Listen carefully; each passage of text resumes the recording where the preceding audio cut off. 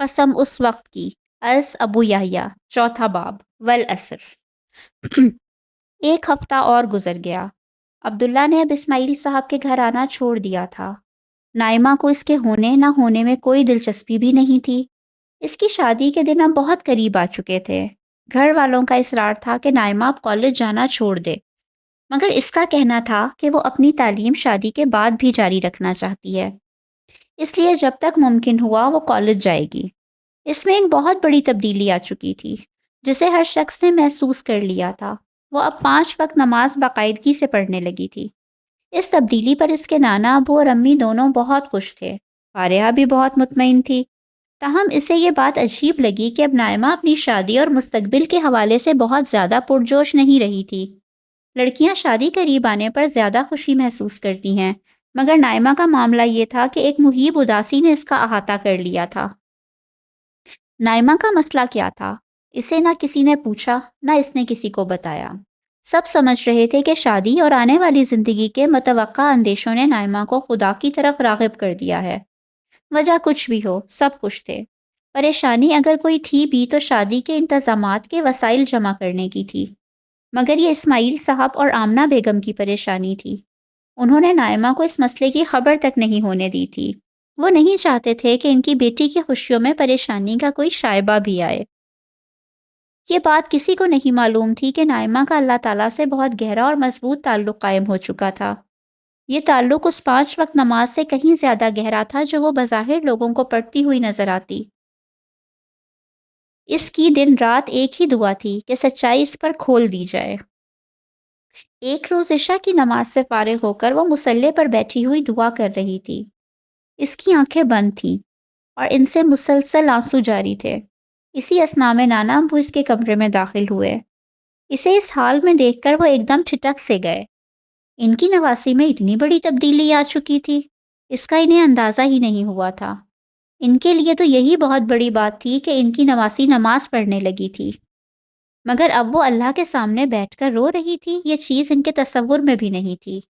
وہ کچھ دیر تک محبت آمیز انداز میں اسے دیکھتے رہے اور پھر واپس لوٹ گئے۔ تھوڑی دیر بعد وہ دوبارہ لوٹے۔ اس دفعہ ان کے ہاتھوں میں قرآن مجید تھا۔ اس دوران میں نائمہ دعا سے فارغ ہو چکی تھی۔ انہوں نے کمرے میں داخل ہو کر کہا، میری بیٹی کیا دعا مانگ رہی تھی؟ نائمہ اب انہیں کیا بتاتی کہ وہ کیا دعا مانگ رہی تھی۔ اس کی دعا نہ اپنی ذات کے لیے تھی، نہ اپنے مستقبل کے لیے، نہ اپنی شادی کے بارے میں، نہ اپنی آنے والی زندگی کے بارے میں۔ اس کی دعا صرف سچائی اور حقیقت جاننے کے لیے تھی۔ سچ اب اس کے لیے اتنا قیمتی ہو چکا تھا کہ اس کے سامنے ہر دوسری چیز بے وقت ہو چکی تھی، مگر ظاہر ہے کہ یہ بات وہ ان سے نہیں کہہ سکتی تھی۔ اس نے جواب میں مسکرا کر کہا، میں اللہ سے وہ مانگ رہی تھی جو میرے لیے اس وقت سب سے زیادہ اہم ہے۔ نائمہ کی اس بات کا مطلب نانا ابو وہی سمجھے جو انہیں سمجھنا چاہیے تھا۔ وہ سمجھے ان کی نواسی اپنی شادی اور آنے والی زندگی کے بارے میں دعا مانگ رہی تھی، مگر شرم کے مارے یہ نہیں کہہ سکی، بلکہ ایک مبہم سی بات کہہ دی۔ انہوں نے شفقت سے نائمہ کے سر پر ہاتھ رکھ کر کہا، مجھے یقین ہے اللہ تعالیٰ میری بیٹی کو اپنی بہترین رحمتوں سے نوازیں گے۔ تمہاری شادی شدہ زندگی اتنی خوشگوار ہوگی کہ تم اپنے آپ کو دنیا کی سب سے خوش نصیب لڑکی سمجھو گی۔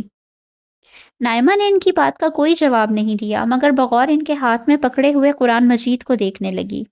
نانا ابو اس کا مدعا سمجھ کر بولے، بیٹا، دنیا میں بیٹیوں کو قرآن کے سائے میں رخصت کیا جاتا ہے۔ ان کے جہیز میں قرآن مجید تو دیا جاتا ہے، مگر لڑکیوں کو ساری زندگی توفیق نہیں ہوتی کہ وہ قرآن مجید سمجھ کر پڑھیں۔ مگر میں یہ چاہتا ہوں کہ اب تم اللہ کی طرف متوجہ ہو گئی ہو تو اس کتاب کو اپنی زندگی بنا لو۔ اس میں تمہارے ہر سوال کا جواب اور مکمل رہنمائی ہے۔ کیا واقعی اس میں میرے ہر سوال کا جواب ہے؟ نائمہ نے تعجب سے کہا، ہاں بیٹا، نہ صرف تمہارے سوالات کا جواب ہے بلکہ بہترین نصیحت بھی ہے۔ آؤ ادھر میرے ساتھ بیٹھو۔ نانا ابو اس کی مسہری پر بیٹھتے ہوئے قرآن مجید کھول کر کہا۔ نائمہ ان کے ساتھ ہی بیٹھ گئی۔ نانا ابو نے کچھ ورق گردانے کے بعد سورہ عصر نکالی اور بولے، میں یہ چاہتا ہوں کہ آج قرآن کریم کی ایک انتہائی چھوٹی سورت تمہیں ترجمے کے ساتھ پڑھا دوں۔ اس میں پورے قرآن مجید کی تعلیم کا خلاصہ ہے۔ یہ کون سی سورت ہے نانا ابو؟ اس سورت کا نام سورہ عصر ہے۔ یہ کہہ کر پہلے انہوں نے سورہ عصر کی تلاوت کی، پھر اس کا ترجمہ پڑھ کر نائمہ کو سنانے لگے۔ قسم ہے زمانے کی، بے شک انسان خسارے میں ہے، سوائے ان کے جو ایمان لائے اور نیک عمل کیا، اور ایک دوسرے کو حق کی تلقین اور ایک دوسرے کو صبر کی تاکید کرتے رہے۔ نائمہ میں گرشہ تبدیلی آئی تھی، مگر نائمہ پھر نائمہ تھی، یعنی فلسفی نائمہ۔ یہ ترجمہ سن کر اس کے چہرے پر سوالیہ نشان ظاہر ہوا، مگر اس نے کچھ کہنے کی بجائے نانا ابو کے ہاتھ سے قرآن اپنے ہاتھوں میں لے لیا۔ نائمہ نے 2-3 دفعہ یہ ترجمہ پڑھا، بجائے اس کے کہ اسے کسی قسم کی ہدایت اور رہنمائی ملتی، اس کا ذہن پھر سوالات کی اماجگاہ بن گیا۔ اس نے نانا ابو سے کہا، نانا ابو، زمانے کی قسم کا کیا مطلب ہے؟ نانا ابو نے اپنے مطالعے کی روشنی میں جواب دینا شروع کیا، بیٹا، زمانے سے مراد ماضی کا زمانہ بھی ہے اور حال کا بھی۔ یہ زمانہ وہ چیز ہے جس میں ہم سب انسان جیتے ہیں۔ یہ ہمارا سرمایہ ہے، یہ ہر لمحہ برف کی مانند گھل رہا ہے۔ ہمیں چاہیے کہ ہم اس سرمایے کو نیکی میں استعمال کریں، تبھی ہم کامیاب ہوں گے۔ اور اگر ہم نے اس سرمایے کو ایمان، عمل صالح، اچھی باتوں، دوسروں کو تلقین اور صبر کی نصیحت میں استعمال نہیں کیا تو ہم خسارے میں رہیں گے۔ مگر نانا ابو، زمانہ ماضی کا ہو یا حال کا، ہماری زندگی کا ہو یا دوسروں کی زندگی کا، اس کا سبق تو کچھ اور ہے۔ میرا مطالعہ تو یہ بتاتا ہے کہ خسارے میں ہمیشہ کمزور رہتے ہیں، غریب رہتے ہیں، معاشرے کے محروم اور پست طبقات رہتے ہیں۔ اچھے لوگ تو ہر حال میں پریشان رہتے ہیں، انہیں اپنی ایمانداری کی بڑی بھاری قیمت دینی پڑتی ہے۔ نائمہ کی تقریر اب شروع ہو چکی تھی اور اتنی آسانی سے رکنے والی نہیں تھی۔ آپ کسی اور کو چھوڑیے اور اپنے آپ کو دیکھیے، آپ کتنے نیک ہیں اور امی کتنی اچھی ہیں، مگر زمانے نے آپ کو غم و الم اور محرومیوں کے سوا کیا دیا ہے؟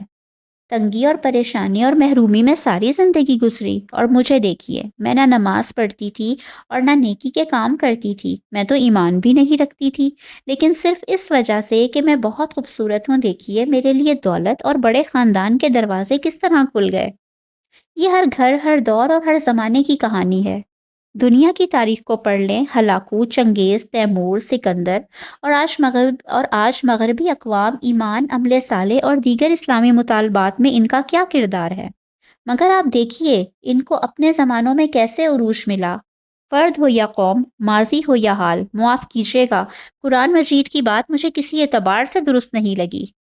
نانا ابو کا چہرہ پک ہو گیا۔ نائمہ کے پے در پہ سوالات، دلائل اور مشاہدات کا ان کے پاس کوئی جواب نہیں تھا، مگر ظاہر ہے انہیں نائمہ کو مطمئن کرنا تھا۔ وہ بولے، دیکھو بیٹا، میں اور تمہاری امی بہت اچھی زندگی گزار رہے ہیں۔ ابو، میری ماں جوانی میں بیوہ ہو گئی، ساری زندگی تنہائی کی سلیب پر گزار دی۔ میرے نانا کا کوئی بیٹا نہ تھا، ایک بیٹی تھی جو بیوگی کا داغ لے کر گھر لوٹ آئی۔ ایک انتہائی نیک شخص کو ساری زندگی بیٹی اور پھر نواسی کا بوجھ اٹھانا پڑا۔ نانا ابو، یہ اگر کامیابی ہے تو معاف کیجیے گا، کوئی شخص اس دنیا میں کامیابی کا خواہشمند نہیں ہوگا، مگر میں اپنی زندگی سے مطمئن ہوں۔ معاف کیجیے گا نانا ابو، اپنی بدحالی پر یہی وہ اطمینان ہے جسے دیکھ کر جدید دانشور مذہب کو افین قرار دیتے ہیں۔ پھر بھی یہ دیکھیے کہ قرآن یہاں اطمینان کی نہیں بلکہ خسارے اور ناکامی کی بات کر رہا ہے، فلاح اور کامیابی کی بات کر رہا ہے۔ رہا اطمینان کا سوال تو ہو سکتا ہے ایک بدھ بھکشو، ہندو جوگی اور عیسائی راہب کو بھی اپنے عقیدے پر اتنا ہی اطمینان ہو۔ اس اطمینان کی علم و عقل کی دنیا میں کوئی حیثیت نہیں۔ نانا ابو اب بڑی حد تک نائمہ کا اعتراض سمجھ چکے تھے۔ یہ اعتراض بالکل علمی اور عقلی تھا، اس لیے اب انہوں نے فلاح و خسران کو بنیاد بناتے ہوئے ہی جواب دیا، مگر بیٹا، انہیں جنت نہیں مل سکتی، یہاں اصل میں جنت کی کامیابی اور جہنم کے خسارے کا ذکر ہے۔ ایمان والے دنیا میں اطمینان سے رہتے ہیں اور آخرت میں جنت الفردوس کی کامیابی اور اس کی نعمتیں حاصل کرتے ہیں، جبکہ ان کاموں کو نہ کرنے والے جہنم کے خسارے اور عذاب کا شکار ہوں گے۔ نانا ابو، آپ کی یہ بات اس پہلو سے ٹھیک ہے، مگر اس میں مسئلہ یہ ہے کہ زمانے کو اس بات کی گواہی میں پیش کرنا ٹھیک نہیں ہے، اس لیے کہ ماضی اور حال کے زمانے کا سبق اس سے بالکل مختلف ہے۔ زمانہ تو عام طور پر صالحین کے خلاف کھڑا ہوتا ہے۔ ہاں، زمانے کی قسم کے بغیر یہ بات بطور ایک دعویٰ کے ٹھیک ہے، مگر اس دعوے پر میرا اعتراض یہ ہے کہ جنت اور جہنم کی بات بہرحال ایک مستقبل کی بات ہے۔ یہ سرے دست ایک دعویٰ ہے، یہ دعویٰ کسی ایسے مسلمان کو مطمئن کر دے گا جو پہلے سے جنت و جہنم پر ایمان رکھتا ہو، مگر ایک غیر مسلم کے لیے، خاص کر ایک گروہ مگر ایک غیر مسلم کے لیے، خاص کر اگر وہ جدید نظریات، فلسفے اور علم الکلام سے واقف ہے، تو آپ اسے بالکل مطمئن نہیں کر سکتا۔ آج کا ذہن دعویٰ آج کا ذہن دعوے کو نہیں مانتا، اسے ثبوت چاہیے۔ اور معاف کیجیے گا، یہاں زمانے کی گواہی اور قسم کا جو ثبوت دیا جا رہا ہے، وہ تو ایک بالکل برعکس داستان سناتا ہے۔ اگر آپ اپنی زندگی کو کامیابی اور ایک دولت مند اور طاقتور صاحب اقتدار کی زندگی کو خسارے اور ناکامی کے طور پر پیش کریں گے، تو ہو سکتا ہے کچھ لوگ آپ کی بات مان لیں، مگر انسانوں کی اکثریت آپ کی بات کو رد کر دے گی۔ نانا ابو کو اس وقت بڑی شدت سے عبداللہ یاد آیا، مگر ظاہر ہے کہ اس وقت کچھ بھی نہیں ہو سکتا تھا۔ ان کے دل کی گہرائیوں سے صدا نکلی، کاش تمہاری شادی عبداللہ کے ساتھ ہو رہی ہوتی، وہ تمہیں تمہارے ہر سوال کا جواب مجھ سے بہتر دے دیتا۔ یہ اسماعیل صاحب کے دل کی صدا تھی، مگر ان کی زبان پر قفل ہی پڑا رہا۔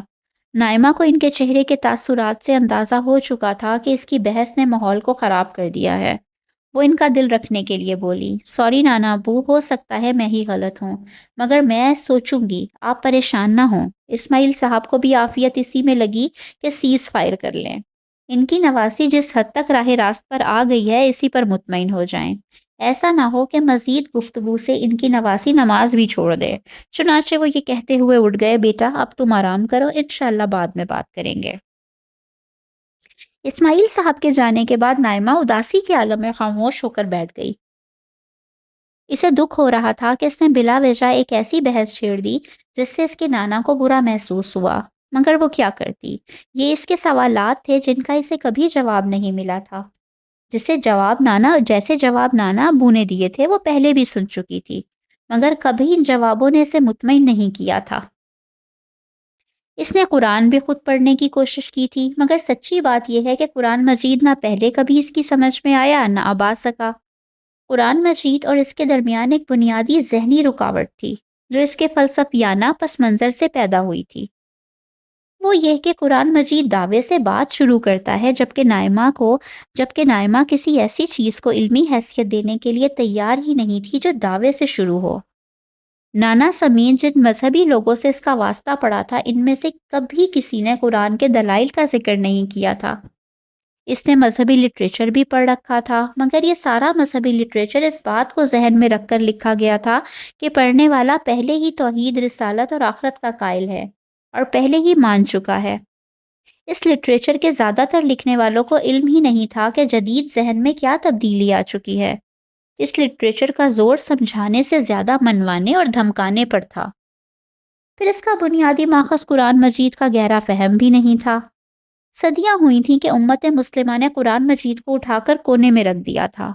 قرآن مجید جس گہرائی میں جا کر گفتگو کرتا ہے، وہ حقائق ابھی گنتی کے چند لوگوں تک محدود تھے۔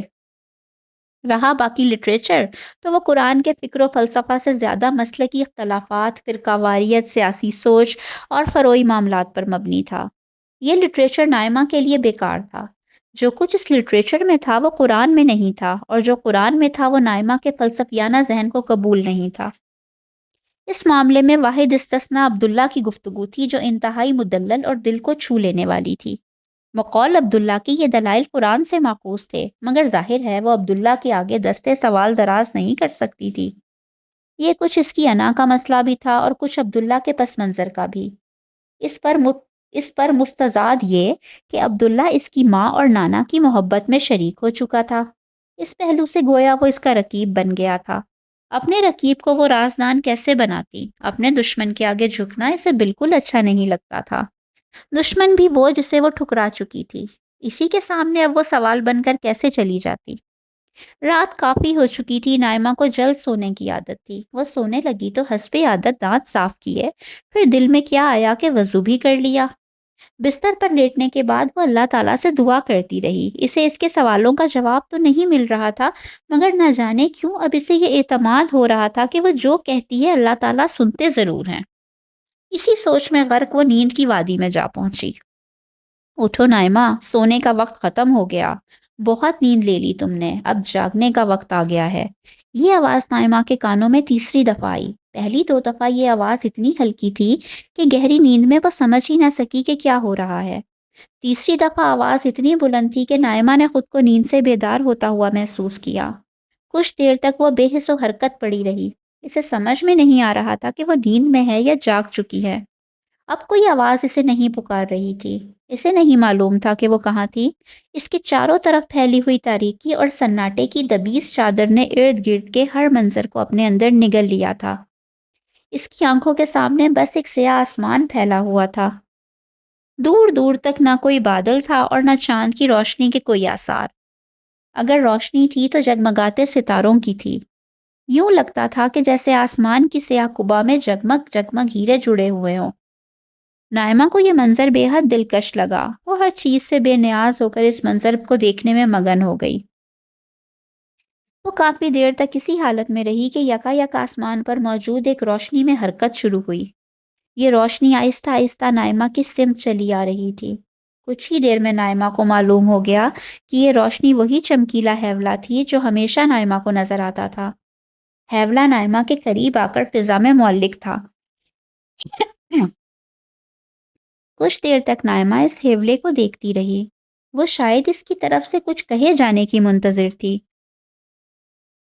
مگر جب دیر تک کوئی صدا نہ آئی تو وہ بولی، آپ وہی ہیں نا جس نے کہا تھا کہ کیا تم سچائی جاننا چاہتی ہو؟ آج میں سچائی جاننا چاہتی ہوں۔ ہیولے سے وہی مانوس سی آواز آئی، مجھے معلوم ہے کہ تمہارے ذہن میں کیا سوال ہے۔ جواب سے پہلے سوال سن لو۔